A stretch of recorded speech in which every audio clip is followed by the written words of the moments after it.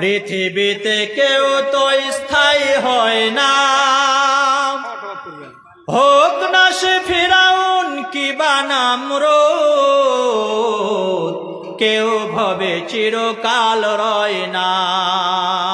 পৃথিবীতে কেউ তো স্থায়ী হয় না, হোক না সে ফিরাউন কিবা নামরূদ, কেউ ভবে চিরকাল রয় না।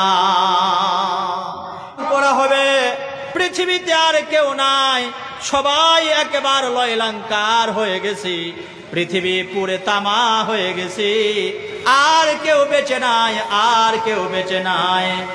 একমাত্র বেঁচে আছে হযরত আজরাইল আলাইহিস সালাতু ওয়াস সালাম।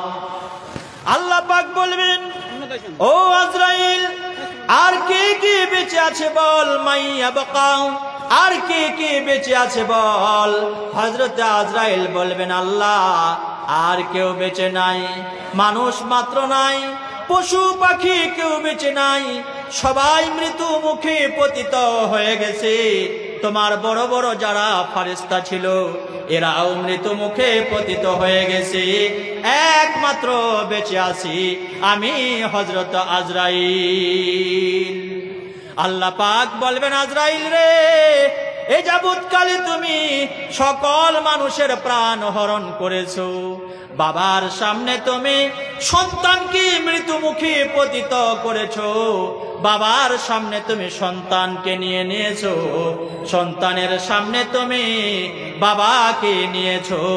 কতই না কষ্ট হয়েছে সন্তানের, বাবা যেদিন মারা গেছে সন্তানের কত কষ্ট হয়েছে, সন্তান যেদিন মারা গেছে বাবা কত কষ্ট পেয়েছে। এবার তুমি একটা কাজ করো, মৃত্যুর যন্ত্রণা কতই না কষ্ট, মৃত্যুর যন্ত্রণা কতই না কষ্টদায়ক, এবার তুমি তোমার নিজের প্রাণটা নিজে নিজে হরণ করো, তোমার নিজের প্রাণটা এবার তুমি নিজে হরণ করো, আর মৌতের মজা চাখো।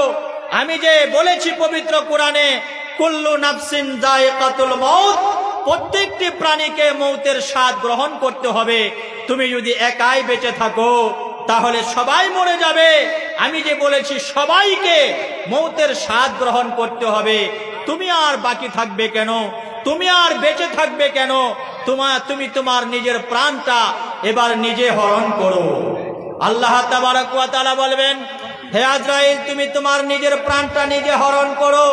হযরত আজরাইল আলাইহিস সালাতু ওয়াস সালাম জান্নাত জাহান্নামের মাঝখানে চলে আসবেন। জান্নাত জাহান্নামের মাঝখানে চলে আসার পরে নিজের প্রাণটা নিজে হরণ করবেন।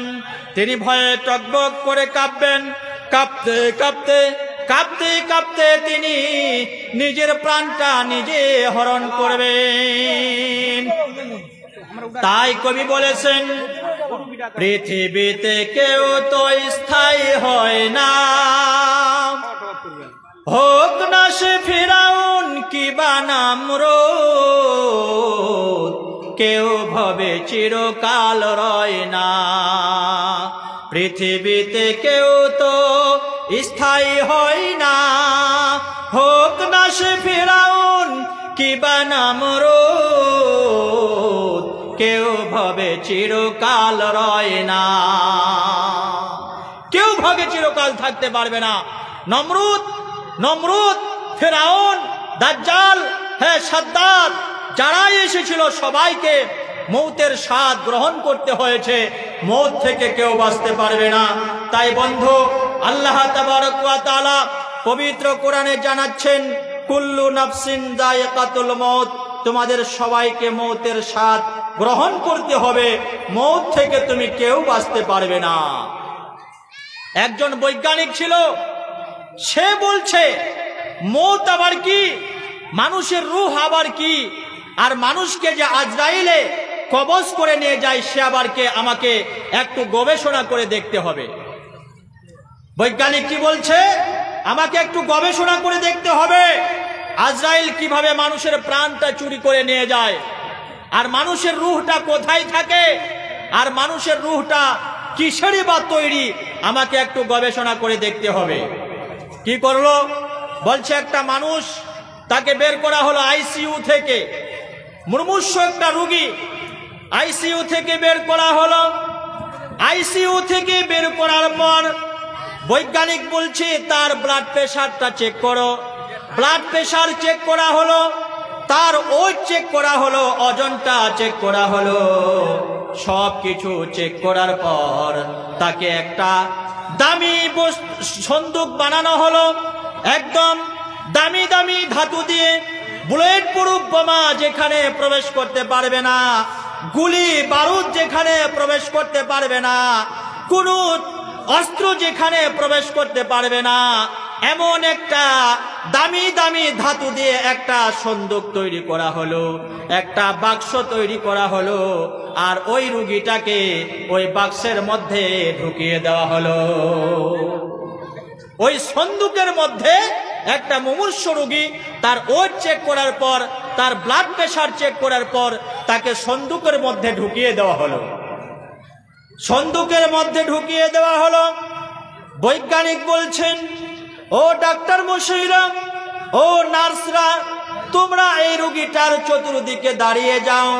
মৃত্যুর ফারিস্তা আজরাইল কোন রাস্তা দিয়ে যায়, কোন রাস্তা দিয়ে এই বাক্সের মধ্যে ঢুকে, আর কিভাবে তার রূহটাকে কবজ করে, তোমরা এখানে সবাই অস্ত্র শস্ত্র নিয়ে একেবারে দাঁড়িয়ে যাও।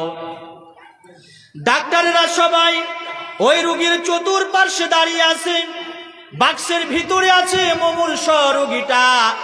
অনেকক্ষণ পর 1 ঘন্টা চলে যায়, 2 ঘন্টা, 3 ঘন্টা চলে গেল, 4 ঘন্টা, 5 ঘন্টা চলে গেল। ডাক্তার বলছে, ও ডাক্তারেরা, ও আমার সহকর্মীরা, আমার কলিকেরা, কই আজরাইল তো আসে না, মৃত্যুর ফারিস্তা তো এখনো আসে না। তোমরা একটা কাজ করো, সন্দুকের মুখটা খুলো, আর খোলার পরে তোমরা ওই রোগীটাকে বাক্সের ভিতর থেকে বের করে লাও। ডাক্তারেরা কি করলো? সন্দুকের মুখটা খুললো, আলমারিটা খুললো। খোলার পরে তাদের চোখ চড়ক গাছ, তারা একেবারে পেরেশান হয়ে গেল, তারা একেবারে ঘাবড়ে গেল, তারা অবাক হয়ে গেল, আশ্চর্য হয়ে গেল। তারা বলল, ডাক্তার মশাই, আমরা যে আশঙ্কাটা করেছিলাম সেটাই হয়েছে, সেটাই হয়েছে। আমরা আজকে আজরাইলকে ধরতে পারলাম না, মৃত্যুর ফারিস্তাকে দেখতে পেলাম না।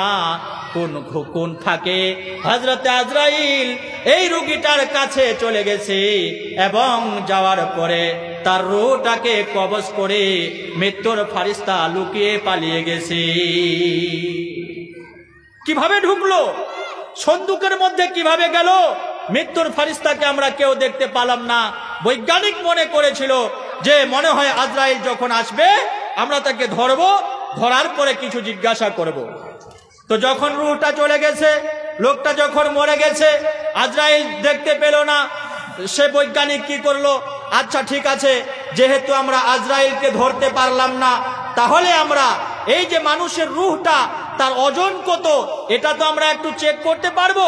তার ওয়েট কত, রূহের ওয়েট কত, ওজনটা কত, এটা তো আমরা জাতিকে বলতে পারবো, মানুষকে বলতে পারবো। বলছে ঠিক আছে, তার ওয়েট চেক করা হোক, তার ওজনটা চেক করা হোক। তার ওজন চেক করা হলো। ঢুকানোর সময় তার ওজন ছিল সাপোজ 50 কেজি, আর বের হওয়ার সময় তার ওজন হলো 49 কেজি। ডাক্তার মশাই হাতে তালি দিলেন, বৈজ্ঞানিক হাতে তালি দিলেন, আর বললেন, আমরা আজরাইলকে ধরতে পারলাম না, মানুষের রূহটাকে ধরতে পারলাম না, তবে মানুষের রূহটার ওজন কতটা এটা আমরা খুঁজে পেলাম। কত? বলছে মানুষের রূহের ওজন হচ্ছে মাত্র 1 কেজি। বলছে কি করে বুঝতে পারলেন? বলছে এই লোকটাকে আমরা সন্দুকে ঢুকানোর সময় লোকটা জীবিত ছিল, তখন তার ওজন ছিল 50, এখন মরে গেছে, তার ওজন হয়ে গেছে 49। তার মানে তার মধ্যে যে রূহটা ছিল, এই রূহের ওজন হচ্ছে মাত্র 1 কেজি। বলছে এবার একটা কাজ করো, আরো একটা রোগীকে ডাকো। আরো একটা রোগীকে আইসিইউ থেকে নিয়ে আসা হলো। নিয়ে আসার পরে তাকে বাক্সের মধ্যে ঢুকিয়ে দেওয়া হলো, সন্দুকের মধ্যে ঢুকানো হলো। ঢুকানোর আগে তার ওজন চেক করা হলো, তার ব্লাড প্রেশার সবকিছু চেক করা হলো, তাকে ঢুকিয়ে দেওয়া হলো। ডাক্তার বলল, বৈজ্ঞানিক বলল, এবার তোমরা একেবারে অস্ত্র শস্ত্র নিয়ে চতুর্দিকে দাঁড়াও। মৃত্যুর ফারিস্তা কোথা থেকে আসে আজকে তোমাকে ধরতেই হবে, না ধরতে পারলে জাতির সামনে মুখ দেখাতে পারবে না। আজকে ধরেই ফেলবো। ধরে ফেলার পরে আমরা কিভাবে মানুষের রূহটাকে কবজ করে এটা আমরা আজকে আবিষ্কার করব। তার ওজন চেক করার পরে রোগীটাকে আইসিইউর মধ্য থেকে বের করার পর সন্দুকের মধ্যে ঢুকানো হলো। আলমারিতে ঢুকিয়ে দেওয়ার পরে 3-4 ঘন্টা পর যখন দরজা খোলা হলো, দরজা খোলার পরে ওই একই অবস্থা। আজরাইল কোথা থেকে ঢুকলো, কোথা থেকে বের হলো, লোকটা বেঁচে নাই, বেঁচে নাই। ওই লোকটা আল্লাহর রাহে সাড়া দিয়েছে। এই লোকটাও মরে গেছে। বৈজ্ঞানিক অবাক হয়ে গেলেন। বৈজ্ঞানিক চিন্তা করে পারে না, বলছে কিভাবে আসে রুহের ফারিস্তা আর কিভাবে মানুষের প্রাণটা নিয়ে যায়, কোথা থেকে আসে কোথা নিয়ে যায়, আমরা এটা বুঝতে পারি না, বুঝে কুল কিনারা পাই না। ডাক্তার বলল, ঠিক আছে, মরে গেছে, মরতে দাও, মরতে দাও। এবার তোমরা একটা কাজ করো, তার ওজনটা চেক করো, ওইটা চেক করো, তার ওজন কত, তার ওজন কত, তোমরা একটু চেক করে দেখো। আল্লাহর কি কারিশমা! আল্লাহ পাক বলেন, ওয়ামা উতিতুম মিনাল ইলমি ইল্লা কালিলা। ও বিশ্বের মানুষ, আমি তোমাকে মাত্র কিঞ্চিত পরিমাণ জ্ঞান দিয়েছি, মাত্র কয়েক ফোঁটা জ্ঞান তোমাকে দিয়েছি। মনে করো আটলান্টিক মহাসাগর, সেই মহাসাগর থেকে যদি একটা পাখি 1 ঠোঁট পানি তুলে নিয়ে আসে, সমুদ্রের যেমন কোনো কমি হবে না। আল্লাহ পাক বলেন, আমি হলাম জ্ঞানের সাগর, আমি হলাম জ্ঞানের সমুদ্র। আর এই জ্ঞানের সমুদ্র থেকে বিশ্বের মানুষকে 1 ফোঁটা জ্ঞান দেওয়া হয়েছে। তোমরা 1 ফোঁটা জ্ঞান দিয়ে কিছুই করতে পারবে না। আল্লাহ পাক বলেন, ও মানুষ, তোমরা সব কিছু করতে পারবে না।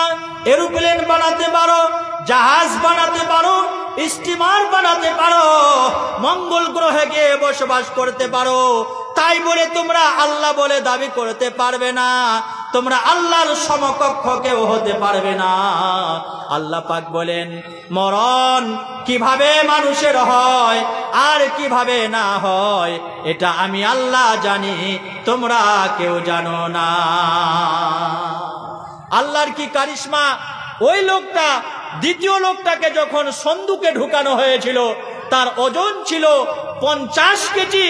মরে যাওয়ার পর যখন তার ওজনটা চেক করা হলো, তার ওয়েটটা যখন চেক করা হলো, লোকটার ওজন এবার 1 কেজি বেড়ে গেছে, হয়ে গেছে 51 কেজি।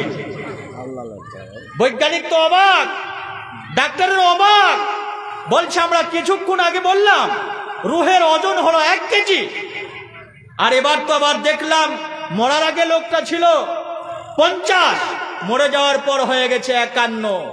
জাতিকে কি বলবো? জাতিকে কিভাবে মুখ দেখাবো? বৈজ্ঞানিক সেখানে কলেমা পড়ে মুসলমান হয়ে গেল আর বলল, মানুষ কিভাবে মরে, মানুষের রুহের জগতে কি আছে, রুহটা কিসের তৈরি, রুহটার কোনো আকার নেই, কোনো আকৃতি নেই। হাড়ের যেমন আকার আছে, লিভারের যেমন আকার আছে, লিভারের যেমন একটা জায়গা আছে, কিডনির যেমন একটা জায়গা আছে। আল্লাহ পাক বলেন, তোমার রুহটা কতটা ওজন তুমি বলতে পারবে না, রুহটা কোথায় থাকে তুমি বলতে পারবে না। তাই আজও পর্যন্ত দেখেছেন কোন ডাক্তার বলেছে যে আমি রুহের অপারেশন করলাম? কোন ডাক্তার রুহের অপারেশন করতে পারে না। কিডনির অপারেশন হয়, হার্টের অপারেশন হয়, লিভারের অপারেশন হয়, কিন্তু রুহের কোনো অপারেশন হয় না। তাহলে রুহটা কিসের তৈরি? রুহের কি আকার আছে না আকার নেই? আল্লাহ পাক বলেন, রুহের কোনো আকার নেই, রুহটা কোথায় থাকে তার কোনো স্থায়ী ঠিকানা নেই। আল্লাহ পাক বলেন, রুহের ওজন কতটা এটা কেউ বলতে পারবে না। কোনো বৈজ্ঞানিক, কোনো ডাক্তার, কোনো প্রফেসর, কোনো গবেষক কেউ বলতে পারবে না এটার ওজন কতটা। আল্লাহ পাক জানালেন, কুলির রূহু মিন আমরি রাব্বিকুম। মক্কার কাফেরেরা আল্লাহর নবীকে জিজ্ঞাসা করলো, ইয়া রাসূলুল্লাহ, ইয়া হাবিবাল্লাহ, ওগো দয়ার নবী, ওগো মায়ার নবী, আমাদেরকে একটু জানিয়ে দিন মানুষের রূহটা কি, মানুষের রূহটা কোথায় থাকে, এটা আমাকে একটু জানিয়ে দিন। আল্লাহ পাক সঙ্গে সঙ্গে কোরআন নাজিল করে দিলেন আর মক্কার কাফেরদেরকে জানিয়ে দিলেন, ও মক্কার কাফেরেরা, তোমরা যেটা মনে করেছো এটা কোশ্চিন কালেও নয়, এটা কোশ্চিন কালেও নয়। রূহের কোনো আকার নাই, রূহটা কোথায় থাকে তারও কোনো স্থায়ী ঠিকানা নয়। রূহটা হলো আল্লাহ তাবারক ওয়া তাআলার মাত্র একটা হুকুম। রূহ এটা হলো আল্লাহ পাকের মাত্র একটা হুকুম, একটা তার ওয়ার্ডার। যতক্ষণ আপনার শরীরে আল্লাহ পাক এই রূহটা থাকার ওয়ার্ডার করবেন ততক্ষণই আপনি জীবিত, যতক্ষণ পর্যন্ত সেই ওয়ার্ডার আল্লাহ পাক তুলে নেবেন আপনি হয়ে যাবেন মৃত্যু পথের যাত্রী। তাই পৃথিবীতে আমরা কেউ অস্থায়ী থাকতে পারবো না। পৃথিবীতে কেউ তো স্থায়ী হই না, হোক না সে ফিরাউন কিবা নমরুদ, কেউ ভাবে চিরকাল রয় না, কেউ ভাবে চিরকাল রয় না।